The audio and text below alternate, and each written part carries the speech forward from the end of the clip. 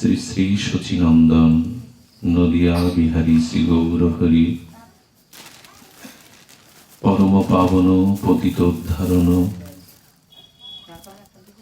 চিন্তামণি দাতা শিরোমণি পরম দয়াল শ্রী নিতাই চাঁদের মহ অনুকম্পায়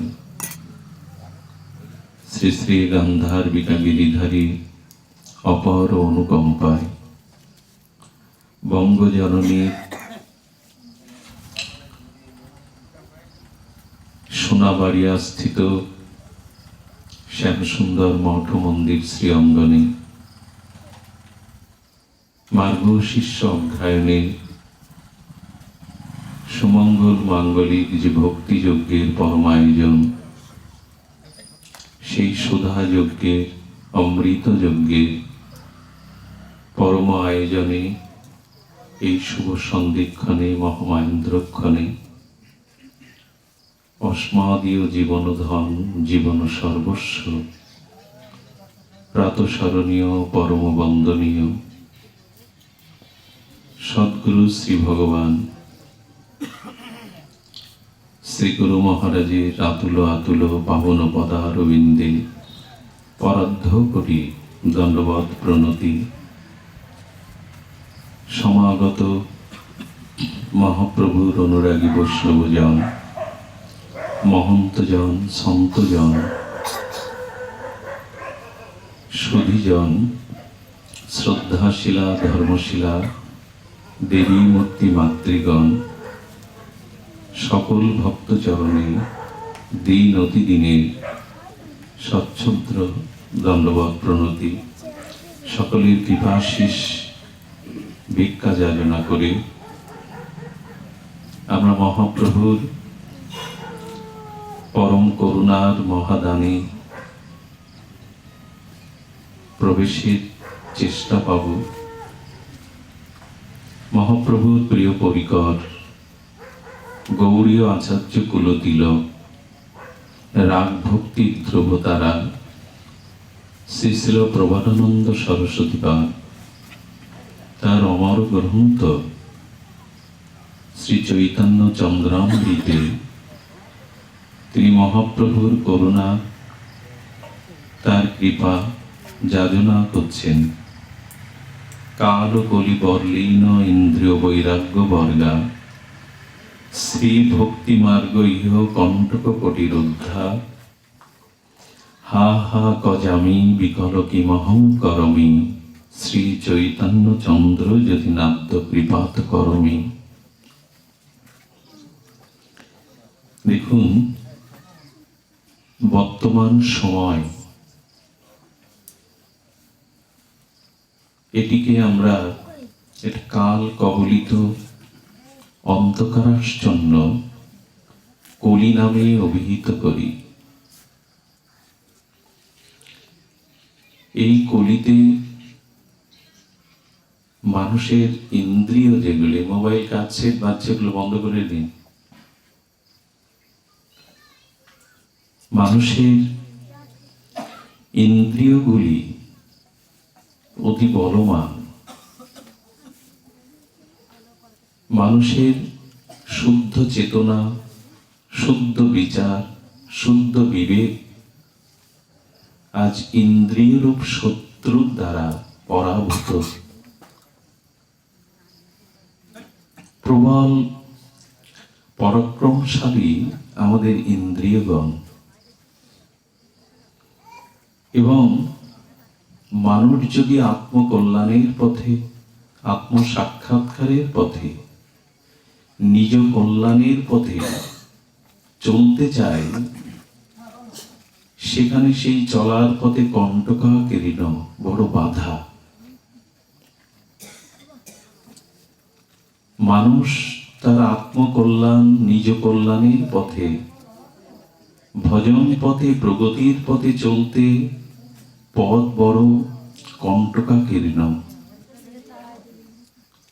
সহজে মঙ্গলময় কল্যাণময় পথে আমরা চলতে পারি না।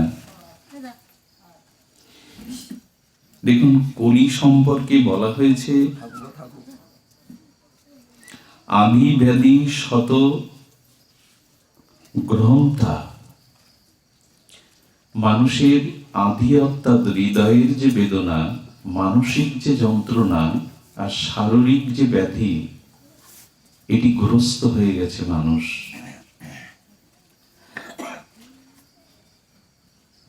বর্তমান সময়ে আদি ব্যাধি ইয়েদাও গ্রস্থা।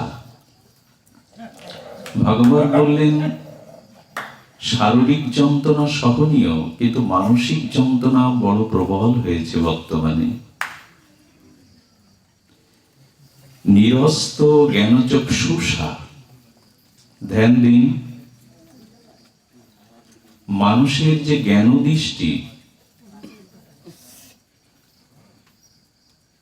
মানুষের মধ্যে যে প্রজ্ঞা বা জ্ঞানের দৃষ্টি, সেই জ্ঞানচক্ষু অন্ধতমতে রূপান্তরিত হয়েছে। মানুষের এই যে দৃষ্টিভঙ্গি, একটু বলতে হয়, বর্তমান আধুনিক বিজ্ঞান বা প্রযুক্তিবাদীরা একটি ফল, সবজি, দ্রব্য যাতে পচনশীল না হয়, এই জন্য তারা ঠান্ডা ঘর, ফ্রিজ, কত কি মানে প্রযুক্তির উৎকর্ষ আবিষ্কারের দ্বারা জানিয়ে দিচ্ছে আমরা নষ্ট হতে দেব না। দেখবেন বস্তুকে পচনশীলতার হাত থেকে আধুনিক যান্ত্রিক কত যন্ত্র তৈরি হয়েছে। ঠান্ডা ঘরে সবজি, ফল, ফুল রেখে দিন। কিন্তু এমন কোন আবিষ্কার কি আমরা আমাদের চিন্তায় এনেছি যাতে মানুষের মনুষ্যত্ব নষ্ট হয় এমন একটা ঘর তৈরি? মানুষের মানবিকতা, মনুষ্যত্ববোধ, এটি যে নষ্ট হচ্ছে, পচনশীল হচ্ছে, এটি রক্ষার কোন ঘর নির্মাণের চেষ্টাকে আধুনিক বিজ্ঞান করছে। আলু, পটল, ফুল, ফল, সবজি যাতে মানুষের লাশ যাতে না পচে যায়, কত ব্যবস্থা। কিন্তু মনুষ্যত্ব, মানবতা, এগুলি সুরক্ষিত করবার মতো ব্যবস্থা আমরা করছি না। দেখবেন জাতীয় সড়ক যোজনার দ্বারা আজ যোগাযোগ ব্যবস্থার প্রভূত উন্নতির দ্বারা রাস্তাঘাট পাকা হচ্ছে। কথা বললে হবে না, সেগুলো বন্ধ রাখুন, নাহলে প্রয়োজনে বাইরে থেকে প্রয়োজন সেরে আসুন। বারবার আপনাদের কাছে বিনীত অনুরোধ, ভাগবতে বিঘ্ন হয় এমন বাক্য, এমন কিছু এখানে হলে কষ্ট হয়, ভাগবত বিঘ্ন হয়, অপরাধ হয়। তো আমরা জানাচ্ছিলাম জাতীয় সড়ক যোজনার দ্বারা দেখুন রাস্তাঘাট গুলো পরিপক্ক পাকা করা হচ্ছে, যাতে জাতীয় সড়ক, বাইপাস, কারণ মানুষ যাতে সহজে তার লক্ষ্যস্থানে নিরাপদে পৌঁছাতে পারে। এমন সড়ক কি তৈরি করা হয়েছে যে সড়কে, যে রাস্তায় উঠলে মানুষ তার জীবনের মঙ্গল, কল্যাণের লক্ষ্যে পৌঁছাতে পারে? আমরা কি শুনেছি যে এমন কোন রাস্তা আছে যে রাস্তায় গেলে মানুষ তার জীবনের মহা কল্যাণ, মহামঙ্গল, অত্যান্তিক জীবনের লক্ষ্যে পৌঁছাতে পারে? এগুলির উত্তর কি? এবং লক্ষ্য করবেন যে মানুষের জিজ্ঞাসা হলো, আমি কল্যাণ চাই, কিন্তু কল্যাণের জন্য যে বিচার বা বিবেকের দৃষ্টি, তো সেগুলো কি বলছেন না, নিরস্ত ভাব চক্ষুষা। জ্ঞানেও যে দৃষ্টি, সেটা প্রায় অন্ধতম হয়ে গেছে। পশু তুল্য উদারিতে, মানুষ শুধু ভোগ, জিহ্বার ভোগ আর ইন্দ্রিয় চরিতার্থ কাম ভোগ ছাড়া মানুষের ভাবনার মধ্যে অন্য কোনো স্থান প্রায়শ পায় না। জিহ্বার লালসা আর কামের উন্মাদনা এটা পশুবৃত্তি।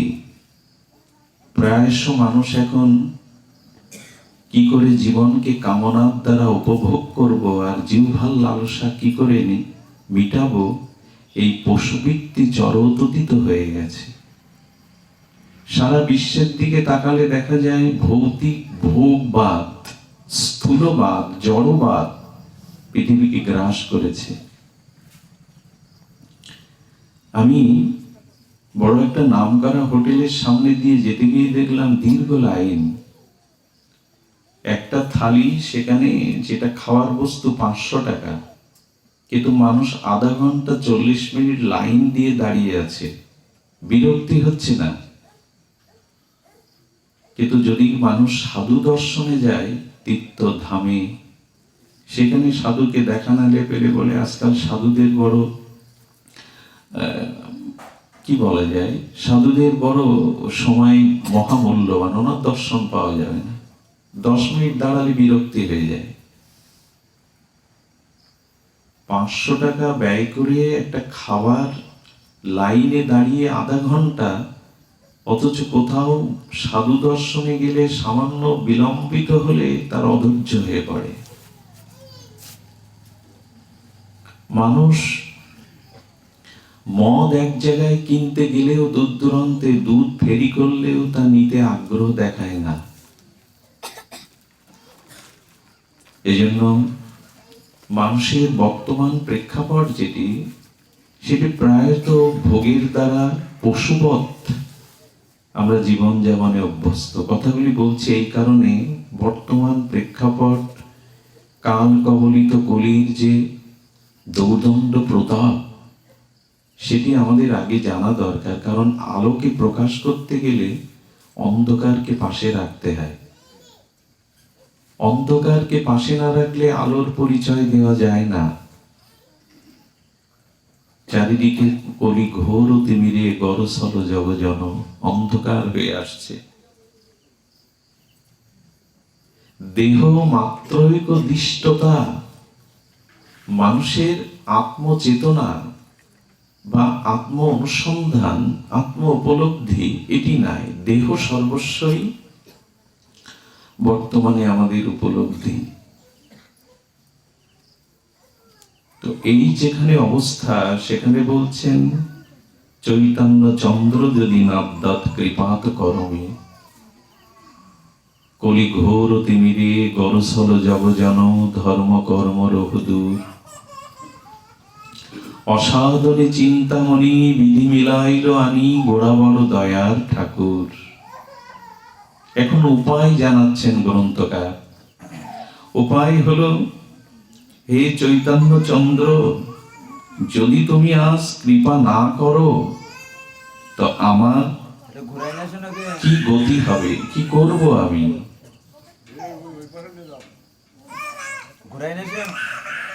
ঠিক আছে, যদি তুমি কৃপা না করো, তোমার কৃপা করুণা কণা, তোমার কৃপা কটাক্ষ ভাজন যদি আমায় না করো, তোমার কৃপা দৃষ্টি যদি আমার প্রতি পতিত না হয়, কি করব আমি, কি উপায় আমার? আমরা সেই উপায়টি এই ঘোর অন্ধকারে একটু আলোর সন্ধানে ব্রতী হব। আজকের আলোচনা এখান থেকেই, ভূমিকা থেকেই এখন আমরা এর সমাধান, এর উত্তরণের পথ একটু অনুসন্ধান করব, যদি মনস্থির করতে পারি, শান্ত হতে পারি। চৈতন্যচন্দ্রের কৃপার দিকে দৃষ্টি দিয়েছেন গ্রন্থকার। কারণ অসাধনে চিন্তামণি বিধি মিলাইল আনি, গোড়া বড় দয়ার ঠাকুর। দেখুন, সৌভাগ্য দুই প্রকার। সৌভাগ্য দুই প্রকার। একটি সৌভাগ্য হলো, আপনি এই জড়জাগতিক নিজের পরিচয়ে যদি প্রতিষ্ঠিত হতে পারেন, শিক্ষায়, দীক্ষায়, আভিজাত্যে, সম্মানে, পদে, মর্যাদায়, এবং আপনার কর্ম, আপনার দক্ষতা, আপনার গুণ যদি বহুল প্রশংসিত হয়, আপনি জাতীয় আন্তর্জাতিক পুরস্কারে ভূষিত হন, লোকমান্য হন, সমাজে পদ প্রতিষ্ঠার অধিকারী হন, এটা সৌভাগ্যই বলতে হবে। এটা কি বলতে হবে? সৌভাগ্য। কিন্তু মহা সৌভাগ্য না পেলে এই সৌভাগ্য বেশি দূর আপনার জীবন শান্তিময় করতে পারবে না। তার বিল গেটসেরও সংসার ভাঙে।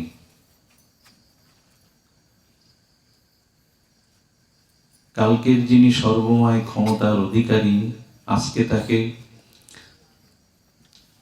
আজকে তাকে পথে নামতে হয়। জগতের পদ প্রতিষ্ঠা, যোগ্যতা, সম্মান, পদমর্যাদা, মানুষের পুরস্কৃত হওয়া, জাতীয় আন্তর্জাতিক পর্যায়ে আপনার নাম জ্বলজ্বল করছে সারা পৃথিবীতে, এটা সৌভাগ্য বটে, কিন্তু মহা সৌভাগ্য নয়। ইতিহাস তার করুণ এই লিপিবদ্ধ করে রেখেছে আমাদের জানাবার জন্য। আজকে যে পুরস্কৃত, কাল সে ধিক্কৃত। মহা সৌভাগ্য কাকে বলে? খুব ধ্যান দিতে হবে শব্দের দিকে। মহা সৌভাগ্য হলো যখনই অনন্ত জন্মের কৃত পুণ্য রাশি, অনন্ত জন্মের কোন শুদ্ধ সংস্কারের দ্বারা আপনি এই মনুষ্য দুর্লভতর ভজনযোগ্য দেবদুর্লভ জন্ম পেয়ে কোন পরম্পরা ধারায় মহান আচার্য সদ্গুরুর চরণে নিজেকে সমর্পণ করবেন। সেই গুরু কর্তৃক, বৈষ্ণব কর্তৃক মহৎ অনুগ্রহের দ্বারা আপনার জীবনে যখন ভগবানের বিশুদ্ধ ভজন আসবে, সেই ভজনের দ্বারা যখন আপনি আপনার অনার্থ নিবৃত্তি করে ভগবানের প্রতি নিষ্ঠা, রুচির দ্বারা আপনার জীবনে আপনি মহা কল্যাণের অধিকারী হয়ে ভগবৎ চরণে নিজেকে সমর্পণ করতে পারবেন, ভগবৎ চরণে নিজেকে অর্পণ করতে পারবেন, ভগবৎ ভক্তির অন্বেষণ করতে পারবেন। এটাই হলো মহাভাগ্য, এটাই হলো মহাভাগ্য। এই ভাগ্য সকলে পায় না। বহু নাম জন্ম নামান্তে জ্ঞানবানাং প্রবর্ততে, বসুদেব সর্বমিতি স মহাত্মা সুদুর্লভ। বিশ্বের বুকে ইতিহাসে নাম লিখিয়ে কি করবেন? পদ, মর্যাদা, যশ, খ্যাতি, জাতীয় আন্তর্জাতিক পুরস্কারে ভূষিত হয়ে কি করবেন? আজকে যারা মালা দিয়ে বরণ করছে, কাল তারা আস্থা করে ছুঁড়ে ফেলবে আপনাকে। এই জন্য জগতের যশ, খ্যাতি, পূজা, প্রতিষ্ঠা, পদ, এটি ভাগ্য বটে, সৌভাগ্য বটে, কিন্তু যদি সদ্গুরুদেবের চরণে শুদ্ধ রতিমতি হয়, ভগবৎ ভজনে মানুষের চিত্তবৃত্তি নিবিষ্ট হয়, যদি নিজেকে উদ্ধারের জন্য মানুষ অন্তর্মনা হয়ে ভগবৎ ভজনশীল হয়, এই সৌভাগ্য জগতে বোধ করি সুদুর্লভ, পাওয়াই যায় না। দেখুন, শাস্ত্র বারবার বলেছে, এই জন্য যে ধন পেয়েছো তুমি, মানে ঐশ্বর্য পেয়েছো, একে মঙ্গল কাজে, সৎ কাজে, ভগবৎ কাজে ব্যয় করো, না হলে এই ধন তোমার জীবনের অন্যতম পতনের কারণ ডেকে আনবে। গোস্বামীপাদ বলেছিলেন, ভগবানের বুকে, গোস্বামীদের বুকে তারা একটা শেল বিদ্ধ করে। শেল মানে তীর, যাদের অর্থ ভগবৎ সেবায়, মঙ্গলময়, মাঙ্গলিক সৎ কাজে ব্যয় হয় না। আমি বাংলাদেশের প্রায় আনাচে কানাচে দীর্ঘ 32টা বছর ছোটাছুটি করেছি। সোনাবাড়িয়ার সাথে একটা সম্বন্ধ অনেক দিনের। এখানে ভাগবত খুব কম হয়। এই ওকে শব্দ করতে নিষেধ করো। শাস্ত্র কি বলেছে জানেন? মানুষ 50 বছর পরেও বিবাহ বার্ষিকী পালন করে আত্মীয় স্বজন ডেকে খাওয়ায়, জন্মদিন, বিবাহ, সামাজিক কোনো কাজে, কত আত্মীয় স্বজনের পিছনে ব্যয় করে, কিন্তু যাদের অর্থ ভক্ত সেবায়, ভগবত সেবায়, মঙ্গলময় সৎ কাজে ব্যয় হয় না, তারা ভগবানের বুকে একটা ব্যথা। সামর্থ্য থাকলে সেই অর্থের সদ্ব্যবহার করতে হয়, না হলে ওই অর্থ একদিন অভিশপ্ত হয়ে তার জীবন নষ্ট করে দেয়।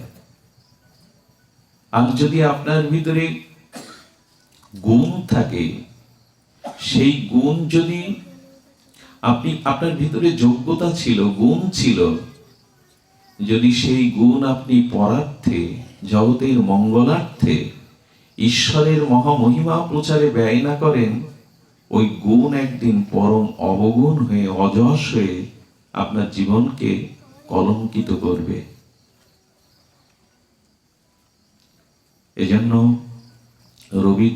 রবীন্দ্রনাথ কবিগুরু জগৎ পূজিত কেন জানেন?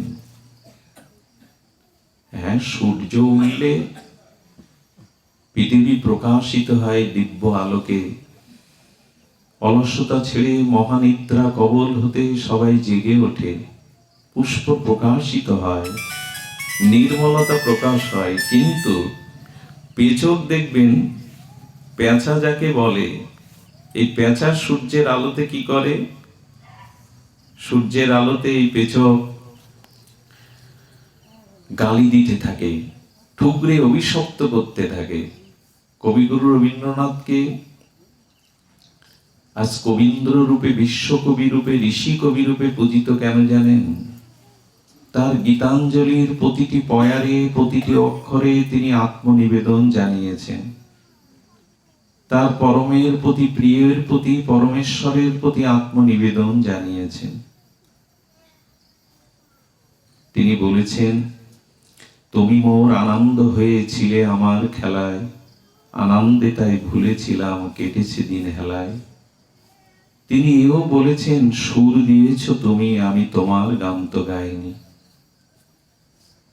তিনি বলেছেন, সব কিছু পেয়েছি কিন্তু তোমায় পাওয়া হয়নি, যেন এই কথাটি রয় মনে, যেন ভুলে না যায় শয়নে স্বপনে।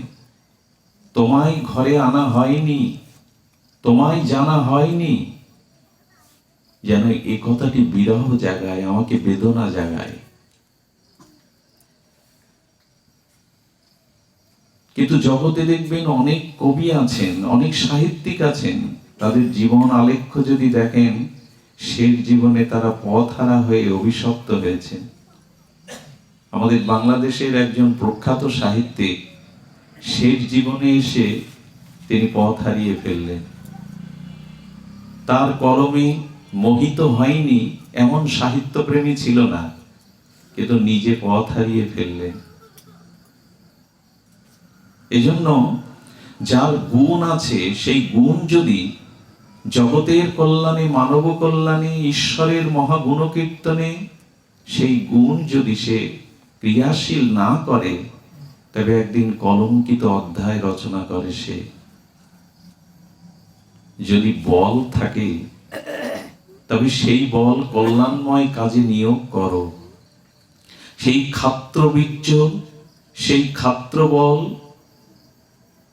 সৎ কাজে ব্যয় করো, না হলে একদিন অসুরত্ব এসে ধ্বংস করে ফেলবে চারিপাশকে। এই কথাগুলি দর্শন শাস্ত্রে আমাদের ঋষিরা বারবার বলেছেন, স্মরণ করতে হবে। মানুষের বর্তমান এই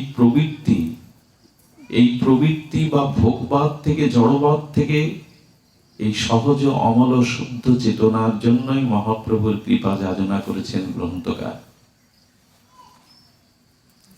মহাপ্রভুর কৃপা যাচনা করেছেন এই জন্য যে আমাদের এই মনুষ্য জন্ম, এটি পাপ পূর্ণময় দেহ। একটু ধ্যান দিন শব্দটার দিকে। আমাদের ঠাকুর মশাই বলছেন পাপ পূর্ণময় দেহ। এটি জিজ্ঞাসা জাগে, অতি পাপী হলে, অতি অপরাধী হলে তাকে স্খলন পতনের পথে নরকগামী হতে হয়। আর যদি অতি পূর্ণবান, সুকৃতিবান হয়, তবে তৈজস শরীর প্রাপ্ত হয়ে সে দেব উপভোগ করে, স্বর্গে যায়। কিন্তু যাদের পাপ পুণ্য সমান তারা কোথায় যায়? অতি পাপের দ্বারা মানুষ স্খলিত পতিত হয়ে নরক নামের একটা জিনিস কিন্তু আছে। এটা ঠাকুরমার ভয় দেখানো গল্পের ঝুলি ভাববেন না। আমাদের অন্যায় কর্ম, পাপ কর্মের একটা প্রতিফল, প্রতিক্রিয়ার কারণে ভাগবত পঞ্চম অধ্যায়ে এসে 28টি নরকের বর্ণনা করেছেন, আছে কিন্তু। এই জন্য আজ আপনি আপনার মানসিকতায় নরকের স্থান না ভাবলেও এই স্থান কিন্তু আছে। এই জন্য অতি পাপী বা অতি অপরাধী যদি নরকে যায় তো অতি পুণ্যবান স্বর্গে যাবে। কিন্তু পাপ পুণ্য সমান বা একটু কম বেশি হলে তাদের এই মনুষ্য শরীর ধারণ করে জগতে আসতে হয়। এই জন্য পাপ পূর্ণময় দেহ। আমাদের এই পৃথিবীতে আসবার পূর্বে এই পাপ পূর্ণ প্রায় সমানের কারণে এই পাপময় পূর্ণময় দেহ নিয়ে আমরা এসেছি। কেন জানেন? ওই পাপ পূর্ণ ভোগ করতে। এই জন্য দেখা যায় মানুষের জীবনে সুখের সাথে সাথে দুঃখের গাথা লেখা থাকে। মানুষের সম্মানের সাথে সাথে অপমানটাও তাকে নিতে হয়। মানুষের ঐশ্বর্যের সাথে সাথে দারিদ্রতা, এগুলিও তাকে বহন করতে হয়। এগুলি পাপ পূর্ণময় কৃত প্রারব্ধ কর্মেরই ফলভোগ। আমার মনে পড়ে দিল্লিতে এক ভদ্রলোক শিল্পপতি হলেন। তার একমাত্র পুত্রের এমন এক মরণ ব্যাধি, দুরারোগ্য ব্যাধি হলো, কয়েক কোটি টাকা সেই রোগে তার ব্যয় হয়ে তাকে পথে নামতে হলো, ঋণগ্রস্ত হতে হলো। কিন্তু সেই রোগে তার পুত্র ফিরে আসেনি। এখন এতটা ভুগেছে, মৃত্যুর নির্ঘাত মৃত্যুর সময় এলেও সে মরেনি। তাকে সর্বশান্ত না করে তার পিতাকে সে মৃত্যুবরণ করেনি। মৃত্যুর আগে কি বলে গেল জানেন? গত জন্মে তুমি আমার কাছে ঋণী ছিলে, সেই ঋণ তুমি পরিশোধ করনি, তাই পুত্র রূপে, জরাব্যাধি রূপে তোমাকে এই পথে বসিয়ে ঋণ মুক্ত করে গেলাম। কর্ম, সুকর্মের দ্বারা যে সুখ স্বাচ্ছন্দ্য এগুলি আমরা পাই, আবার অপরাধ রূপ কর্মের দ্বারা জরা ব্যাধি, দুঃখ, অপমান এগুলো আমাদের পেতে হয়। এই পাপ পূর্ণময় দেহ নিয়ে আমরা এসেছি। এই জন্য মানুষের জীবনে অনুকূল প্রতিকূল, শুভ অশুভ সংযোগ থাকে।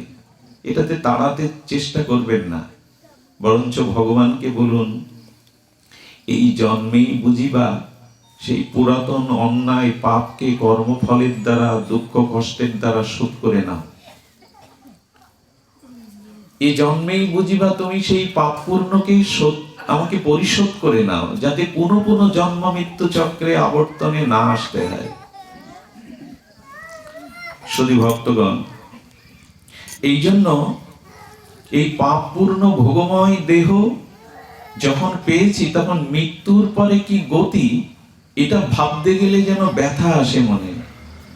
ঠাকুর মশাই বললেন, মৃত্যুর পরে তোমার গতি ভেবে তোমার জন্য একটু ব্যথা হয়, যন্ত্রণা আসে, কি গতি হবে। আর ব্যথা, মৃত্যুর পরে কোথায় যাব তার সন্ধান আদৌ নাই। মায়ামুগ্ধ জীব আমরা, মায়াতে এমন আবিষ্ট হয়ে আছি, আমাদের কি গতি তা ভাবি না। এই জন্য একটা কথা বলে রাখি, অতিরিক্ত আসক্তি, অতিরিক্ত মমতা ভগবান ব্যতীত, সদ্গুরু ব্যতীত কারোর উপরে রাখতে যাবেন না। এটা খুব সুন্দর দার্শনিক বিষয় মনে পড়লো, যদি ধ্যান দিয়ে শোনার মানসিকতা আসে। সেটি হলো, সংসারে ভগবানের প্রতি অনন্য মমতা ব্যতীত যদি সংসারে কারো প্রতি অতিরিক্ত মমতা এসে পড়ে, তার পরিণতি আমাদের বুদ্ধি অশুদ্ধ করে দেয়, আমাদের বুদ্ধিকে বিপর্যস্ত করে পতন ঘটিয়ে দেয়। বুদ্ধির মহিমা অনেক উচ্চস্তর। ভগবানের ভজন করলে, প্রীতিপূর্বক ভগবত চরণে সমর্পণ হলেই কেবল মানুষ সুবুদ্ধি পায়, মানুষ নিজের কল্যাণ বুদ্ধি পায়। সহজে সুবুদ্ধি ভগবান দেন না। এবং শ্রীমদ্ ভগবত গীতাতেও ভগবান বলেছেন, যার বুদ্ধি নাশ হয় তার বিনাশ হয়। ধায়তে বিষয়ং পুংস সঙ্গাত সঞ্জায়িত কামাৎ, কামাৎ ক্রোধ বিজায়তে, ক্রোধ ভবতি সম্মোহ, সম্মোহ স্মৃতি ভ্রমসাৎ, স্মৃতি ভ্রমসাৎ বুদ্ধি নাশাৎ, বুদ্ধি নাশাৎ প্রণশ্যতি। দেখো, বুদ্ধি যদি নাশ হয়ে যায়, বুদ্ধি ভ্রষ্ট হয়। বুদ্ধি ভ্রষ্ট হয় কিসে? বুদ্ধির মলিনতা আসে কিসে? ধ্যান দিন, বুদ্ধি তখনই মলিন হয়, বুদ্ধির শুদ্ধতা তখনই বিনষ্ট হয় যখন অতিরিক্ত মমতা কারো প্রতি আপনি দিবেন সংসারে। এটা কথা বলি, বিদেশ থেকে হঠাৎ করে আপনার গ্রামে কেউ এলো, তাকে যদি ভালোবেসে বলেন, তাকে যদি মন দেন, তাহলে আপনার জন্য অশ্রু রাশি বিরহ বেদনা অপেক্ষা করছে। চেনেন না, জানেন না, প্রবাস থেকে এসছে, কালকে সে থাকবে কিনা তাকে মন দিয়ে বসলেন, ভালোবাসা দিয়ে বসলেন, কাঁদতে হবে। আর যদি দেশের মানুষ, চিরচেনা, চিরদিনের নিজ আপনজন মাধবকে ভালোবাসতে পারেন, তাহলে মাধব নিজেকে আপনার কাছে মুক্তার মালা করে পরিয়ে দিয়ে নিজেকে বিক্রি করে দেবে। প্রবাসীকে ভালোবাসলে, বিদেশিনী বা বিদেশিকে ভালোবাসলে আপনার অশ্রুর মালা পরতে হবে, বুক ভাসাতে হবে। কিন্তু যদি হৃদয়ের সহৃদয়ের অন্তর্যামী মাধবকে ভালোবাসতে পারেন, মাধব বলছেন, আমাকে ভালোবাসলে আমি নিজেকে তার কাছে বিক্রয় করে দিই, আমি আমার সমস্ত আর অনুরাগের মালা তার গলে পরিয়ে দিই। কালকে যে বস্তু থাকবে না, তাকে ভালোবাসা খুব বুদ্ধিমানের লক্ষণ।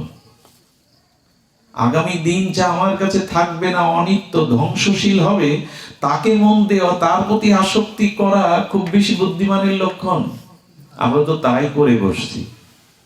এই সংসারে নিত্য বস্তু কি, যা চিরদিন থাকবে? এই জন্য ভালোবাসা, অনুরাগ, প্রীতি কোথায় দিতে হয়, সেটা বিশেষ ভাগবত কৃপা না হলে, ভজন কৃপা না হলে, মহতের অনুগ্রহ কৃপা না হলে সে বুঝতেই পারে না। দেখুন, মমতা যদি আপনি সংসারের প্রতি খুব গাঢ় করে কারো প্রতি দেন, তাহলে তার পরিণতি সম্পর্কে পুরাণ বলেছেন। আচ্ছা, জলে দেখবেন কায়া হয়, জলের উপরে ফেনার মতো, ওই জলেরই দ্বারা জলের মধ্যে যে মল আবর্জনা গুলো থাকে, ওটা ফেনার মতো একটা পর্দা পড়ে যায়, যার নাম কায়া। এটি ব্রহ্মসাপ পাপ। এখন কোন সন্ধ্যায় একটা স্নানের যোগ এসেছে, তো সেই স্নান যোগে কৃত পুণ্য রাশি প্রাপ্তির আশায় তীর্থযাত্রীগণ সেই যোগে স্নান করতে নামছেন। সেই হরিভক্তি পরায়ণ পবিত্র নদীতে, নদে, পুষ্করিণীতে স্নানের জন্য যদি সিঁড়ি পান তো আরো ভালো। সেই সিঁড়ি দিয়ে নামতে নামতে নিচের সিঁড়িতে যদি জলের কায়াটা পিচ্ছল হয়ে যায়, ওখানে তো আপনি পড়ে, অসাবধান হলে পড়ে হাত পা ভাঙবেন। কথাটি এই কারণে বলা হচ্ছে যে আপনার বুদ্ধিতে যদি মমতারূপ কায়া এসে যায়, বুদ্ধিরূপ জলে মমতারূপ কায়া যদি সংসারে কারো প্রতি প্রবল এসে যায়, তখন ওই মায়ার দ্বারা আপনি হাত পা ভাঙবেন। শুধু না, পুণ্য করতে গিয়েছিলেন, ভালোবাসতে গিয়েছিলেন, শুধু হাত পা ভাঙবেন না, দশরথেরও তো প্রাণ ভেঙে গেল। তার সব থেকে বড় দৃষ্টান্ত রামায়ণ এবং মহাভারতে।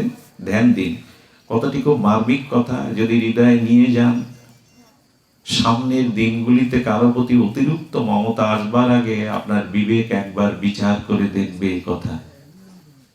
অন্তরে লিখে নিন, গান্ধারী এবং কৈকেয়ী, এই মহাকাব্য বাল্মীকিকৃত রামায়ণে নারায়ণী ছিল কৃষ্ণদ্বৈপায়ন বেদব্যাস ভগবানের জ্ঞান আবেশ অবতারে তিনি জানিয়েছেন গান্ধারীর চরিত্র এবং কৈকেয়ীর চরিত্র দ্বারা অতিরিক্ত মমতা কারো প্রতি সংসারে দিতে যেও না, তার পরিণতি দেখো। দেখুন, আমাদের কইকেয়ী, ইনি ছিলেন মহাসতী, মহাপ্রজ্ঞাবতী, দূরদৃষ্টি সম্পন্না। যুদ্ধবিদ্যায়ও তিনি ছিলেন পারঙ্গমা। তিনি সতী ছিলেন, সুন্দরী ছিলেন, গুণবতী ছিলেন, দূরদৃষ্টি সম্পন্না ছিলেন। দশরথ এই জন্য যুদ্ধক্ষেত্রেও তাকে নিয়ে যেত। কৌশল্যা, সুমিত্রা, তাদের থেকে অধিক মোহ দশরথের ছিল কইকেয়ীর ওপরে। কারণ গুণ থাকলে, রূপ থাকলে, যোগ্যতা থাকলে সেখানে তো মনের আবেশ আসবে। তো কইকেয়ীকে তিনি এতটা মমতা বা এতটা তার প্রতি আসক্তি ছিল,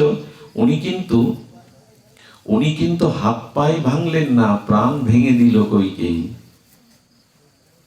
শুনুন তাহলে, কইকেয়ী কিন্তু রামকে কৌশল্যার কোন অংশে প্রীতি, ভালোবাসা, স্নেহ কম দেননি। বরঞ্চ কৌশল্যা মাঝে মাঝে বলতো, রাম, আমি তোকে পেটে ধরেছি, কিন্তু তোর প্রকৃত স্নেহবৎসল মা হলো কইকেয়ী। ভরত শত্রুঘ্ন যখন রামচন্দ্রকে পেত না, নির্ঘাত জানতো সে কইকেয়ীর ঘরে আছে। রঘুপতি রামচন্দ্র রাজ্যাভিষেকের দিনক্ষণ ঠিক করতে ভুল হয়নি বশিষ্ঠ দেবের। দশরথ গুরু বৈশিষ্ট্য আচার্যের কাছ থেকে দিনের নির্ঘণ্ট শুভ দিন ঠিক করেছিলেন, কিন্তু সেই শুভ দিনে এই মমতায় বাধা হয়ে দাঁড়ালো। অসৎ সঙ্গরূপ মন্থরার পরামর্শ কি দিল জানেন? মন্থরার প্রতি অতিরিক্ত মমতা ছিল কইকেয়ীর। মন্থরা বোঝালো, পেটে না ধরলে কি সে সন্তান হয়?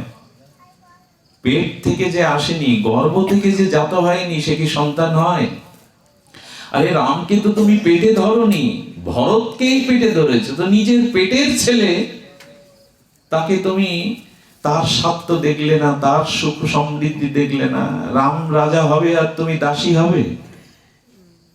এই এত সতী, এত বুদ্ধিমতী, এত প্রজ্ঞাবতী, কিন্তু মন্থরার প্রতি তার যে মমতা এবং নিজের পেটের সন্তান ভরতের প্রতি অতিরিক্ত মমতার কারণে কইকেয়ীর মতো সতীর বুদ্ধি কোথায় নেমে গেল দেখুন। কইকেয়ী জানে না রাম কে। আর দশরথের অতিরিক্ত স্ত্রীর প্রতি আসক্তির কারণে ওই দুটো বরের সুযোগ নিয়ে নিল। আপনারা জানেন, ওই সিঁড়িতে কায়া জমে থাকলে যেমন হাত পা ভাঙে, নামতে গিয়ে গেছেন তীর্থস্থানে, গেছেন যোগে স্নান করতে, হাত পা ভাঙলেন, আর দশরথের প্রাণই ভেঙে দিল। দশরথ বলেছিল, রাম আমার প্রাণ, রাম বনে গেলে আমি বাঁচবো না। কইকেয়ী কি বললো জানেন? আমার কপালে বৈধব্য থাকলে থাকবে, তাতে আর আমার কি করার আছে?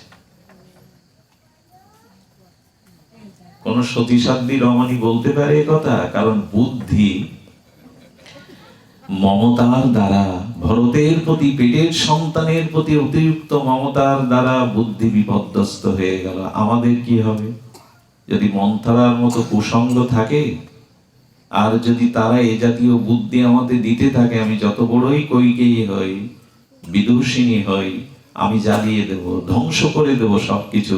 অতিরিক্ত মমতার কারণে সব ধ্বংস হয়ে গেল।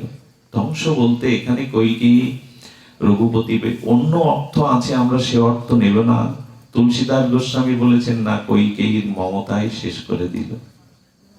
আচ্ছা, গান্ধারী, আজকের যে আফগানিস্তান, এটা গান্ধার প্রদেশ। আমাদের পুরাণ ইতিহাস বলে এই গান্ধার প্রদেশের তিনি ছিলেন গান্ধার রাজের সুকন্যা গান্ধারী, এবং এত সতীসাধ্বী ছিলেন যে স্বামী চোখে দেখে না, দৃষ্টিহীন বলে নিজে পর্দা লাগিয়ে দিল।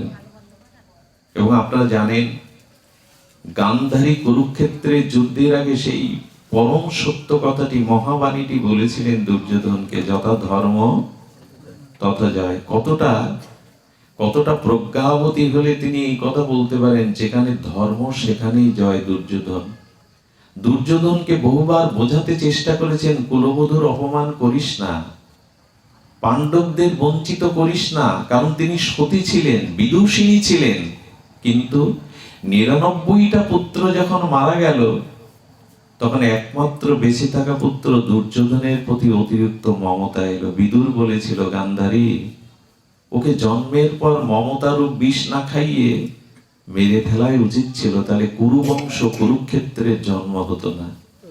একটা কথা বলি, বর্তমান সময়ে সন্তান সন্ততিকে যারা একবার আদরে ভরিয়ে রেখেছেন, জীবনের সব আশা পূর্ণ করছেন, পায়ে ব্যথা লাগতে দেন না, গায়ে ধুলা লাগতে দেন না, অতিরিক্ত মমতা সন্তানাদিকে বিপন্ন করে দেবে, বিপদগামী করে দেবে।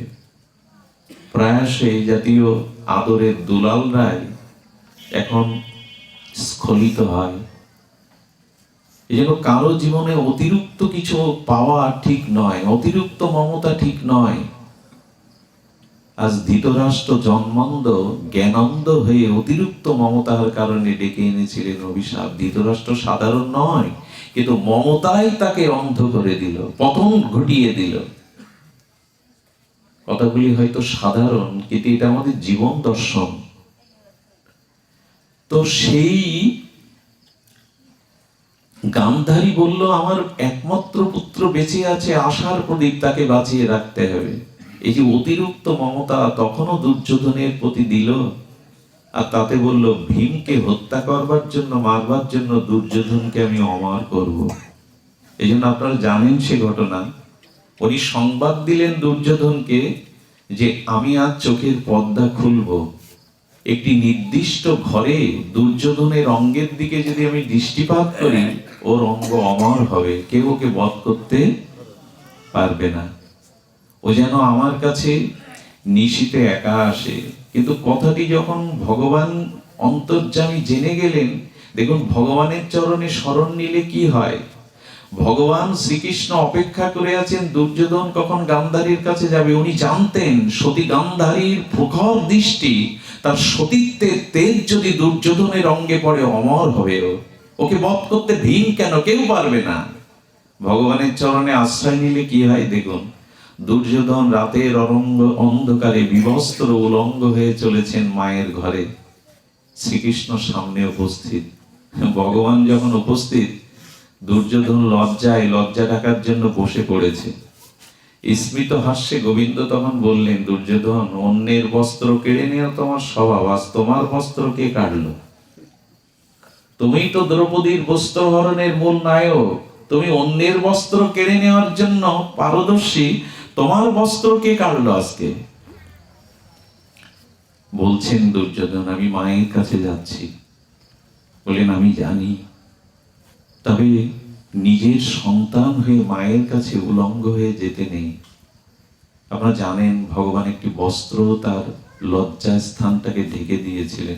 আমার একটা প্রশ্ন জাগে, যে গান্ধারীর সতীত্ব তেজময়ী দৃষ্টি দুর্যোধনের অন্য সমস্ত অঙ্গকে অমর করে দিল, গোবিন্দ একটা কাপড় দিয়ে ঢেকে দিলেন বলে ওনার সতীত্বের তেজ কাপড় ভেদ করে ওই জায়গাটা অমর করতে পারেনি। আপনাদের মনে প্রশ্ন জাগে কি, দৃষ্টিটা তো কাপড় ভেদ করে ওই উরুকেও অমর করা উচিত ছিল। তোমার দৃষ্টি এত সংকীর্ণ গান্ধারী যে তুমি কাপড় ভেদ করে দৃষ্টির শক্তিটা ওখানে প্রয়োগ করতে পারলে না। বলেন, পেরেছিলেন, কিন্তু শুনুন, ভগবান যদি কাউকে রক্ষা করবার জন্য পদ্মা দিয়ে দেয়, সেই পদ্মা কোটি গান্ধারীর শক্তি নেই ভেদ করার। ভগবান যদি কাউকে রক্ষা করে, কোটি কোটি সতীর শক্তিও সেখানে যেতে পারে না। এজন্য গান্ধারী অতিরিক্ত মমতার দ্বারা আর সেই অঙ্গকেই বলল, দুর্যোধন, দুর্যোধন, তোমাকে অমর করলাম বটে, তবে এই স্থানটি আঘাত করলে তোমার পতন হবে। আপনি একটু ভেবে দেখুন তো, অতিরিক্ত মমতার কারণে তার মৃত্যুর কারণ হয়ে গেল। চোখে পর্দা দিয়েছিলেন, কিন্তু মমতার পর্দা তো আরো বেশি করে দিলেন। ওর মমতার পর্দাটা আরো বেশি করে দিয়ে দিলেন, ওর মৃত্যুর কারণই হয়ে গেল। এজন্য অতিরিক্ত মমতা সংসারে পতন ঘটিয়ে দেয়। আচ্ছা, এখানে একটি কথা উল্লেখযোগ্য, গান্ধারীর মমতার কারণে দুর্যোধনের পতন হলো। আচ্ছা, কৈকেয়ীর মমতার কারণে ভরতের পতন হলো না কেন? প্রশ্ন কি বোঝা যায়? দুর্যোধনের পতন হলো মমতার কারণে, কিন্তু পতনটা ভরতের কেন হলো না? ভরতের হলো না এই জন্য, ভরত মাকে তার মমতাকে প্রশ্রয় দেয়নি। ভরত কথা বলেছিল, তোমাকে মা বলে ডাকতে আমার দ্বিধাগ্রস্ত হয়। যে আমার প্রভুর চরণ থেকে আমাকে বঞ্চিত করে, প্রভুর থেকে আমাকে দূরে সরায়, সে আমার মা হতে পারে না। তুমি রাক্ষসী, তোমার মুখ দেখাও অপরাধ। কেউ কেউ বলবেন মাকে এমন বলা যায়? ভরত কেন বলেছিলে জানেন?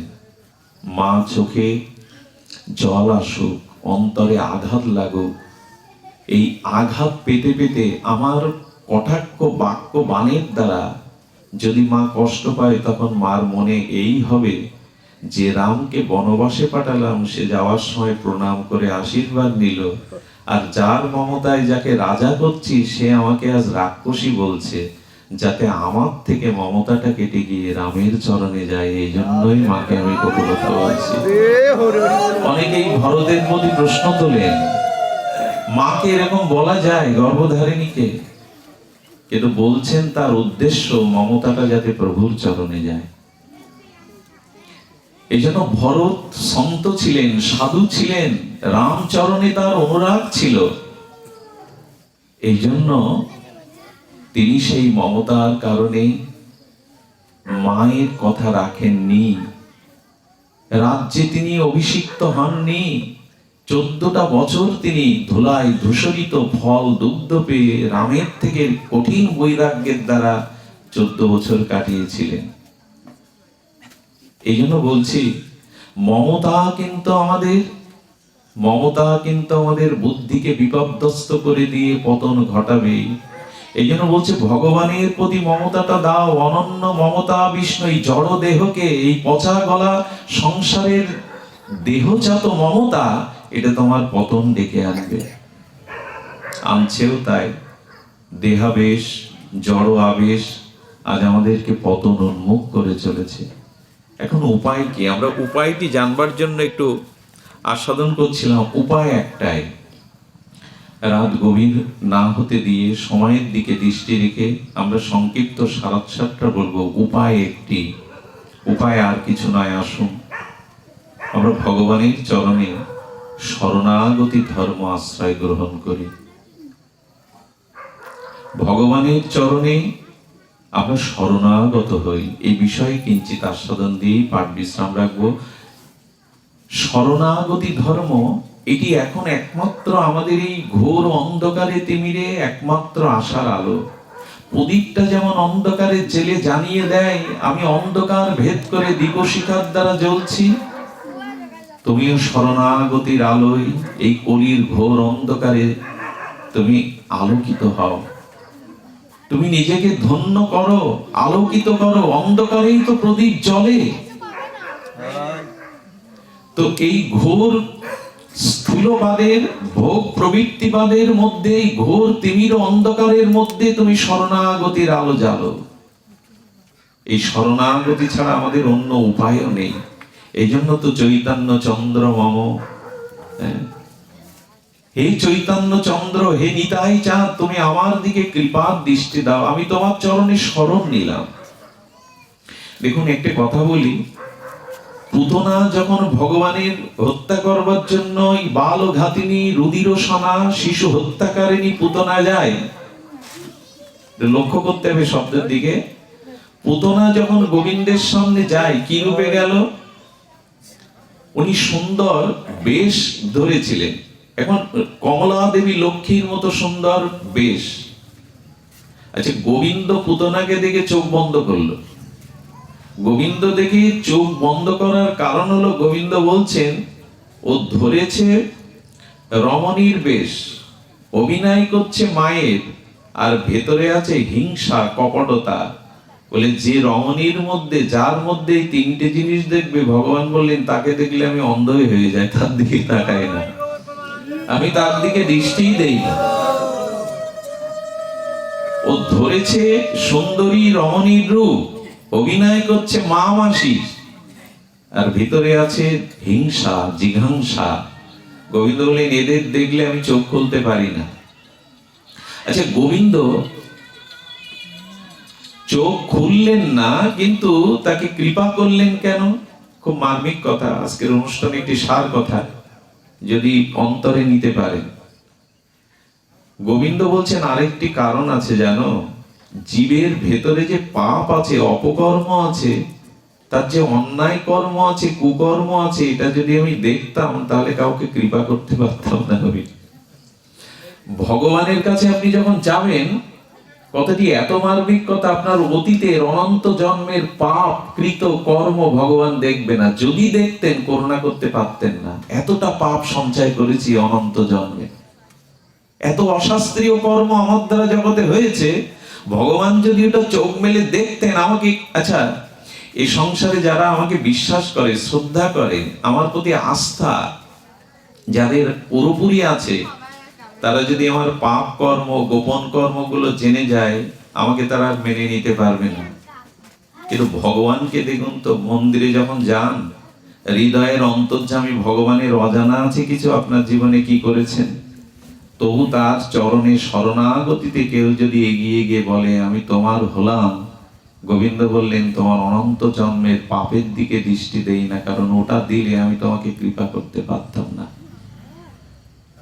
এহেন দয়ালু, কৃপালু, ভক্তবৎসল, কৃতজ্ঞ ভগবানের চরণে না গিয়ে যাচ্ছিটা কোথায়? মনটা দিচ্ছি কার কাছে?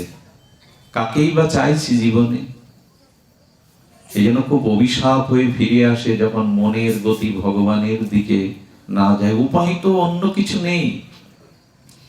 পুতনা এই জন্য ভগবান, আচ্ছা লক্ষ্য করুন, পুতনার কাছে কৃষ্ণকে কে দিল? যশোদা। গোবিন্দ আবার ঝংকার তুললেন। সুখদেব গোস্বামী ভাগবতে ঝংকার তুললেন, দেখো বাৎসল্য কৃষ্ণকে যদি পেতে চাও তাহলে আগে সরাসরি আমার কাছে এসো না, যশোদার কৃপা নাও, ভক্তের কৃপা নাও। আমাকে যদি কোলেই নিতে চাও, আচ্ছা অচেনা একটা মেয়ে ছেলে আসলো, যশোদা তার কাছে কৃষ্ণকে দিয়ে দিল। বলো যশোদাকে মায়া দ্বারা ভুলিয়েছিল পুতনা। তাকে দেখে মনে হয়েছিল যেন সাক্ষাৎ কমলা দেবী নেমে এসছে আমার গোপালকে আশীর্বাদ করবার জন্য। দিদি আমাকে একটু কোলে নেব, গোপালকে আশীর্বাদ করতে এসছি। ভগবান যেন বললেন, কৃপা যদি বালক গোপালকে কেউ যদি পুত্র রূপে চায়, সে যেন যশোদার শরণাগতি নেয়। যশোদার কৃপা না হলে পুতনার কোলে কে দেবে গোপালকে? যশোদাই তো দিয়ে দিল, দিয়ে অন্য কাজে চলে গেল। এখানে লক্ষ্য করুন, গোবিন্দ তখন চিন্তা করলেন, আচ্ছা পুতনার অনন্তকালের পাপটাকে তো গোবিন্দ ক্ষয় করতে হবে, তারপরে তো তাকে কৃপা করতে হবে। পাপ থাকলে সে গোবিন্দ কৃপা কি করে পাবে?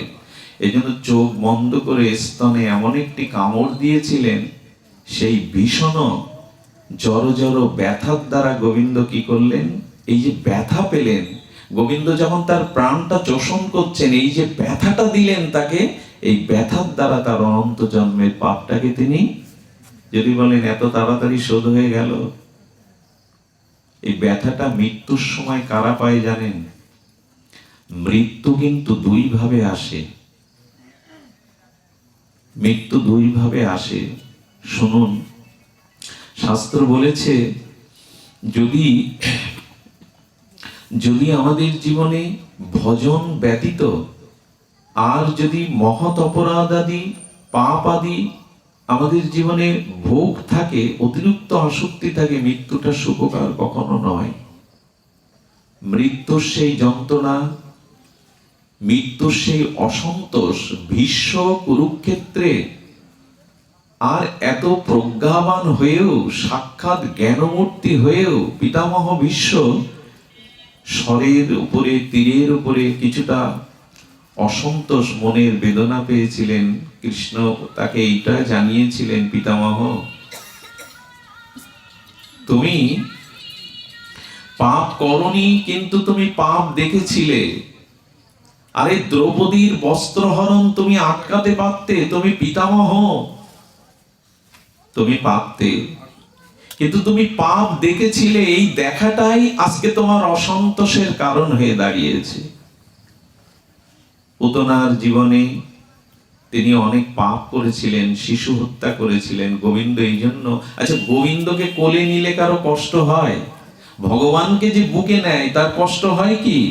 কিন্তু ওই যে অনন্ত জন্মের পাপ, এই পাপটা ভক্ত অপরাধে আসে। গোবিন্দ বলছে দেখো, আমার চরণে অপরাধ করলে সে অপরাধ আমি গণনা করি না, কারণ আমি কৃপালু, ভক্ত বৎসল, আমি দীনবৎসল, ভক্ত বৎসল, কৃতজ্ঞ ভগবান। আমি তোমার অন্যায় পাপ কর্মকে খুব বেশি ধরি না, কিন্তু আমার ভক্ত চরণে যদি তুমি অপরাধ করো, মহৎ চরণে যদি অপরাধ করো, সেটাকে তো ক্ষমা করি না, সেটি আমি মেনেও নেই না।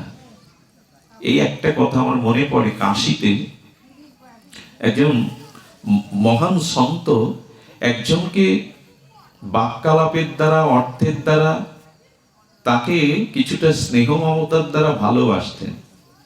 কিন্তু সাধক সাধনা করতে করতে যখন অন্তর্মনা হয়ে যায়, তখন এই জগতের দিকে তাদের আর দৃষ্টি থাকে না। তিনি 1 বছর প্রায় নীরবে অন্তর্মনা হয়ে মৌন অবলম্বন করে ভজনে ছিলেন। এখন যখনই এ সংসারে কেউ কিছু না পায়, তার যে প্রত্যাশা রূপী কিছু না পায়, তখন তার বিরক্তি আসে। সাধু আমাকে অর্থ দিতেন, মালা চন্দন দিতেন, ভালোবাসা দিতেন, কাছে ডাকতেন, প্রসাদ দিতেন।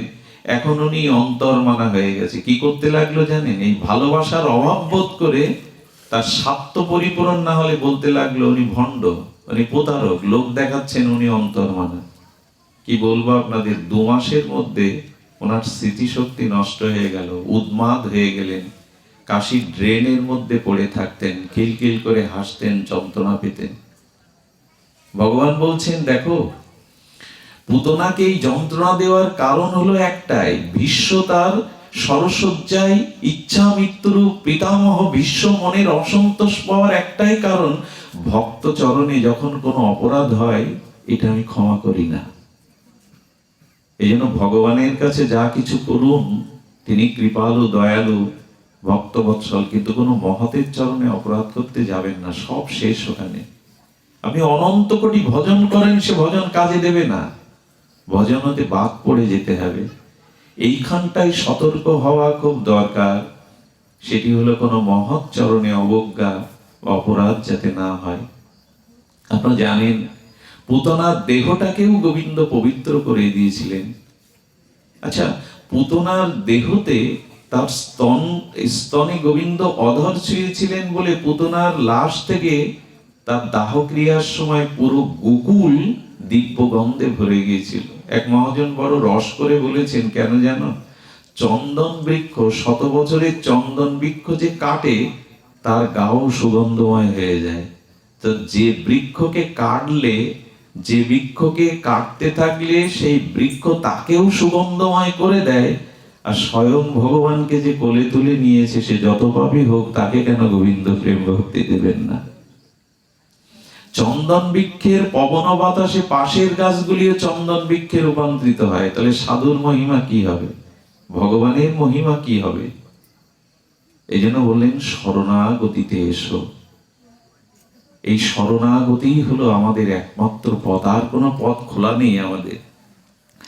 সকৃত দেব প্রপন্নম তবস্মৈ ইতি চর্চয়তে।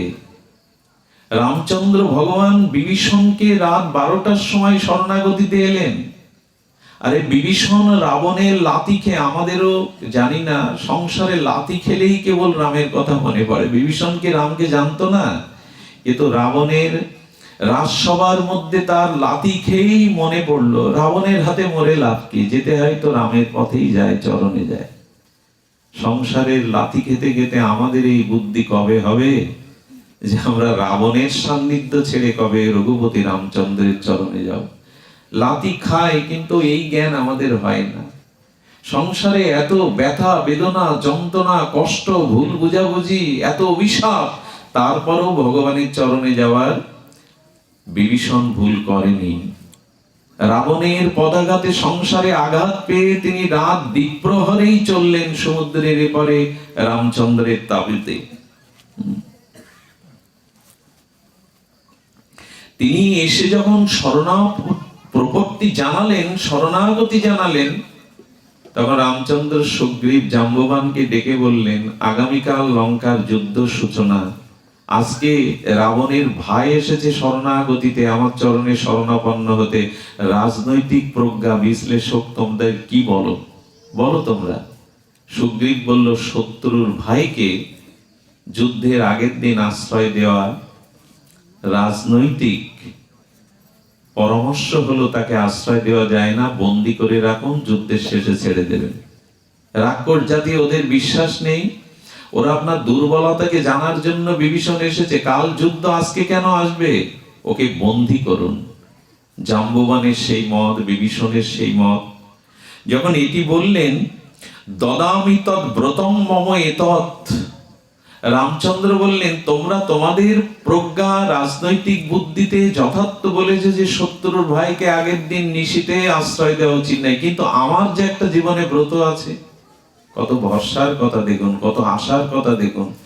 আমার ব্রত হলো, যে একবার ভগবানের চরণে শরণাগতিতে আসে তাকে আমি চিরদিনের মতো আশ্রয় দেই, চিরদিনের মতো তাকে গ্রহণ করি, তাকে আমি পরিত্যাগ করতে পারি না। দদামি এতৎ ব্রতং মম, আমার ব্রত হলো আমার শরণে যারা আসবে তাদের কোনো বিচার না করে আমি চিরদিনের মতো তাদের আশ্রয় দেব। শুধু আশ্রয় দিলেন না, শুনুন সেই অভূতপূর্ব প্রভু শরণাগতি ধর্মের কত মহামহিমা। বিভীষণকে সঙ্গে সঙ্গে রাজতিলক পরিয়ে দিলেন রাঘবেন্দ্র রামচন্দ্র, বললেন, আজ থেকে আমি তোমাকে লঙ্কার নৃপতি রাজা রূপে ঘোষণা করলাম। হনুমান ছিলেন বুদ্ধিমান। হনুমান বলছে, প্রভু আগামীকাল দশাননের সুবুদ্ধি উদয় হলে যদি সীতামাকে ফিরিয়ে দেয়, আপনি বিভীষণকে লঙ্কার রাজা করতে পারবেন তো? আচ্ছা, যুদ্ধে যদি আমাদের পরাজিত হয়, রাবণ যদি বিজিত হয়, তো আপনি বিভীষণকে রাজা করতে পারবেন? রামচন্দ্র হেসে তখন বলছেন, হনুমান, যদি তোমার মা জানকীকে রাবণ সসম্মানে সমর্পণ করে, আর যদি যুদ্ধে রাবণ বিজয়ী হয়, তবে শুনে রাখো, রাজা যখন করেছি শরণাগত বিভীষণকে, তখন আমি অযোধ্যার সিংহাসনে বিভীষণকে বসাবো। আমি বসবো না, অযোধ্যার সিংহাসনে তাকে বসাবো। এই না হলে ভগবান বলেন, যাকে একবার আমি আমার চরণে আশ্রয় দিয়েছি, তাকে যখন রাজতিলক পরিয়ে দিয়েছি, তখন অযোধ্যার সিংহাসনে বসালেও আমি তাকে বসাবো। এই জন্য বিভীষণের সবকিছুই গ্রহণ করেছিলেন ভগবান। তার পূর্বের এই রাক্ষসপুরী শত্রুর ভাই বিবেচনা করেননি। যদি এই ভরসায় রঘুপতি রাম জানিয়ে থাকেন, যদি জগায় মাধায় কেউ মহাপ্রভু নিতাই চাঁদ আশ্রয় দিয়ে থাকেন, যাদের মদের গন্ধ বেরোচ্ছে, হেন পাপ নেই যারা জগতে করেনি, যে পাপের দ্বারা তারা জর্জরিত, যাদের দর্শন করলেই মানুষকে গঙ্গা স্নানে পবিত্র হওয়ার জন্য স্নান করতে হতো, সেই জগায় মাধাইকে কি জাতীয় কৃপা করলেন নিতাই গৌর। একটাই কেবল, এই ব্রত মম, আমার একটি ব্রত আছে, যে আমার চরণে শরণাগতি হয়, আমি তাকে চিরদিনের মতো আমার করে নেই। গোবিন্দ আমি তোমার হলাম যদি বলে একবার, মামেব যে প্রপর্দন্তে, যে আমার চরণে শরণাগতিতে আসে আমি তার করে নি। দেখেন, আমাকে যদি কেউ জিজ্ঞাসা করে, এখন ছোট ছোট বাচ্চাদের জিজ্ঞাসা করবেন, তোমাকে সব থেকে কে ভালোবাসে, তুমি কার কাছে থাকতে ভালোবাসো? কেউ বলবে মা, কেউ বলবে বাবা। আচ্ছা, আমাদের কাছে কেউ বলবে, আমরাও আত্মীয় স্বজন দেখিয়ে দিই, কেউ বা স্ত্রীর প্রতি, কেউ বা স্বামীর প্রতি, এরকম অবলম্বন করে থাকে, অমুক আছে তাই আমি আছি। একবারও ভুলেও বলি না আমার পরিচয়টা আমি দিচ্ছি কি, আমি পিতার, আমি মাতার, আমি স্ত্রীর, আমি পুত্রের, এটাই তো আমাদের শরণাগতি। একবারও কি বলছে আমি গোবিন্দের, আমি রাধারানী? এটা মুখেও তো বলি না। আমাদের কাছে প্রশ্ন করলে বলি আমি মাকে ভালোবাসি, মা না হলে আমার চলবে না, বাবা না হলে চলবে না, স্ত্রী স্বামী না হলে চলবে না। এটা একবারও কি এই কথা বলি? গোবিন্দ বলছেন, একবার বলে দেখো যে গোবিন্দ আমি তোমার, একবার বলে দেখো, আমি আত্মসাৎ করে নেব তোমায়। এই কথাটি বলবার জন্য এই ভাগবত, এই কথাটি স্মরণ করবার জন্য ভাগবত স্মরণ নাও। আপনারা জানেন, শবরীও সেই শরণ নিয়েছিল, মাতণ্ড ঋষির কৃপাতে শবরী সেই শরণ নিয়েছিল। শরণাগতি ধর্মে ভগবান কিভাবে দেখুন শবরী জঙ্গলে বসে বসে আর প্রভু রামচন্দ্রের দীর্ঘ প্রতীক্ষা করেছিলেন। এই ঘটনাটি বড় হৃদয়কে স্পর্শ করে। রামচন্দ্র ভগবান যখন চলেছেন তখন তপবনের যারা বায়ু ভক্ষণ করে ভজন করে, যারা জল, যারা দুগ্ধ, যারা ফল, যারা বায়ু, যারা কিছু না খেয়ে ভজন সাধন করে, তারা মনে করছে রাম আর লক্ষ্মণ আসলে আগে আমার কুটিরে আসবে। যিনি ভগবানকে অন্ন পরিপাক করে দেন তিনি বললেন আমি অন্ন প্রসাদ পাই, গোবিন্দ রামচন্দ্র আমার গৃহেই আমার কুটিরেই আসবে। আচ্ছা, যিনি অন্ন ছেড়ে দিয়েছেন, যিনি অন্ন ছেড়ে দিয়ে শুধু ফল আহার করেন, তিনি বলছেন অন্নহারির থেকে আমার ভজন বেশি, অন্নহারির থেকে আমার ভজন বেশি, আমি ফল আহারি, যদি আসতে হয় রামচন্দ্র আমার কাছে আসবে। কার কাছে যাবেন উনি? আর যিনি ফল আহার ছেড়ে দিয়েছেন, শুধু জল আহার করেন, তার অভিমান আরো বেশি, তার বড়ত্ব চিন্তা আরো বেশি, রাম আসলে আমার এখানে আসবে। আচ্ছা, যিনি জল ছেড়ে দিয়ে বায়ু ভক্ষণ করে ভজন করছেন তিনি বলেন আমার কাছে আসবে। যিনি আহার আদি সব ছেড়ে দিয়ে ভজন করছেন তিনি ভাবছেন তিনি আমার কাছে আসবেন, কিন্তু রামচন্দ্র কারো কাছে গেলেন না। একটা কথা বলি, ভজন জগতে নিজের বড়ত্ব অভিমান যদি থাকে, ভজনের অভিমান থাকে, ভগবান সেখানে যাবেন না। কিন্তু শবরী কি করে জানেন? সেই ছোট্ট বনের ভিতরে কুটির নির্মাণ করে আর প্রতিদিন সেই ফুল তুলে মালা গেথে আর বনফুলগুলো রাস্তায় চাদর বিছিয়ে দেয়, আমার রাম আসবে, তার পায়ে যদি কাঁটা ফোটে, আর ওই ফুলের উপর দিয়ে ক্ষীণ দৃষ্টিতে অনুরোধ করে, ওগো তোমরা মারিয়ে যেও না, আমার রাম আসবে, আমার রাজীব লোচন আসবে, তার কমল চরণ এখানে বাজবে, তোমরা এতে উচ্ছিষ্ট করে দিও না। পাগলি বলে, উন্মাদিনী বলে, আরে নাই ভজন নাই সাধন, শুধু চেয়ে থাকে বনের কিছু বরুই কুল, হ্যাঁ, এগুলো তুলে রাখে, এই মালা গেতে অপেক্ষা করে, ওর ভজনটা আছে কি? কিন্তু রামচন্দ্র ভগবান যাবে না শবরীর কুটিরেই গিয়ে উপস্থিত হলেন। যখনই গেলেন তখন এই জলাহারি, ফলাহারি, বায়ুহারি ভাবতে লাগলেন ইনি ঠিক ভগবান না। দেখুন, নিজের ভজন অভিমানে এখন ভগবানের দিকে দোষ দৃষ্টি বলছেন। ভগবান হলে শবরী কাঙালিনী, জানে না সাধন ভজন। তিনি আসতেন, ভগবান জানিয়ে দিচ্ছেন যে আমার চরণে বিদ্যা নাই, সাধনা নাই, পাণ্ডিত্য নাই, কিন্তু শবরী চিরদিনের মতো আমার চরণে নিজেকে সমর্পণ করে রেখেছে। ভগবান তার কুঠিরেই গেলেন, শুধু গেলেন না, শুধু তার উচ্ছিষ্ট ফল খেলেন, তাকে করুণা করলেন, নববিধা ভক্তির যাজন করলেন, উচ্ছিষ্ট প্রসাদী অধরামৃত পেলেন। ঋষিরা বলতে লাগলো ইনি রঘুপতি রামচন্দ্র নন, মর্যাদা পুরুষোত্তম নন, ভগবান হলে আচ্ছা একটু পরীক্ষা করা দরকার। রাম ভগবান বড়ত্ব ঘোচানোর জন্য, অভিমান ঘোচানোর জন্য ঋষিদের মাঝে এলেন। এসে ঋষিরা কি করলেন জানেন? ঋষিরা পরীক্ষা করবার জন্য, সামনে একটি সরোবর ছিল, দূষিত জল, কেউ পান করতে পারত না। ঋষিরা বলে বসলো, হে রঘুপতি, এসেছেন যখন আমাদের তপবনে, আপনার চরণ দিয়ে এই জলটা শুদ্ধ করে দিয়ে দেন। এটা একটু অভিশপ্ত জল, এটা দূষিত জল, কেউ পান করতে পারে না।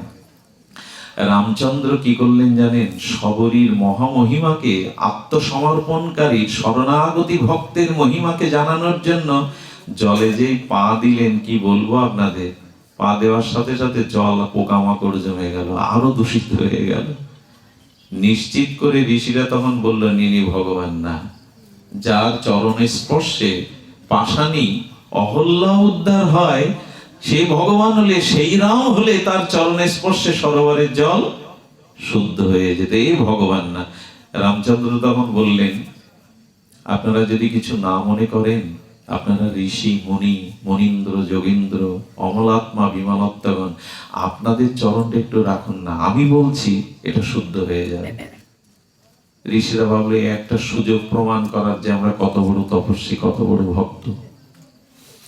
ওরা এক এক করে নামলে জলটা রক্তের রূপ নিল, দুর্গন্ধময় পুঁতি পোকামাকড় হয়ে গেল। রামচন্দ্রের সামনে অবনত মস্ত করে ঋষিরা বুঝতে পারলো আমাদের অভিমান আমাদেরকে এই জায়গায় নামিয়েছে। বললেন, প্রভু এই জল শুদ্ধ করার কোনো উপায় নেই। বলে উপায় একটা আছে, তবে সে আর আপনাদের চোখের সামনে নাই। সবরই যদি এই জলে চরণে স্পর্শ করে, এই জল পুত পবিত্র হয়ে যাবে। দেখুন শরণাগতি ভক্তকে ভগবান তার মহামহিমাকে কিভাবে তিনি লালন করেন, জগৎকে দেখাচ্ছেন। তপস্যা, পাণ্ডিত্য, শাস্ত্র জ্ঞান এইসবের থেকে বহুবিধ শ্রেষ্ঠ হলো ভগবানের চরণে সরল হয়ে শরণ নেওয়া। সবরীকে তো গোবিন্দ নিত্য লোকে পাঠিয়েছেন, তার নিত্য স্বরূপধামে পাঠিয়ে দিয়েছেন। সবরী নেয়, বলল প্রভু যে কাঙালিনী হয়ে আর যাকে তুচ্ছ তাচ্ছিল্য করতাম, তার মহিমা এতদিন বুঝতে পারেনি, সে তো নিত্য লোকে গমন করেছে। প্রভু বললেন সবরীর প্রয়োজন নাই, সেখানে যে দাঁড়িয়েছিল তার চরণের ধুলি এনে সরোবরে দাও, সরোবর শুদ্ধ স্বচ্ছ পবিত্র হয়ে যাবে, দিয়ে দাও। শরণাগতি ভক্তের জন্য ভগবান এই মহিমা তো প্রকট করেছেন। জগাই মাদাইকে কোল দিলেন। নিতাই বললেন জগাই মাধাই, একদিন তোমাদের দেখলে মানুষ গঙ্গা স্নান করত, একদিন এমন হবে তোমাদের দেখলে আর মানুষ গঙ্গা স্নান করতে চাইবে না, কারণ দর্শনেই তাদের চিত্ত পবিত্র হয়ে যাবে।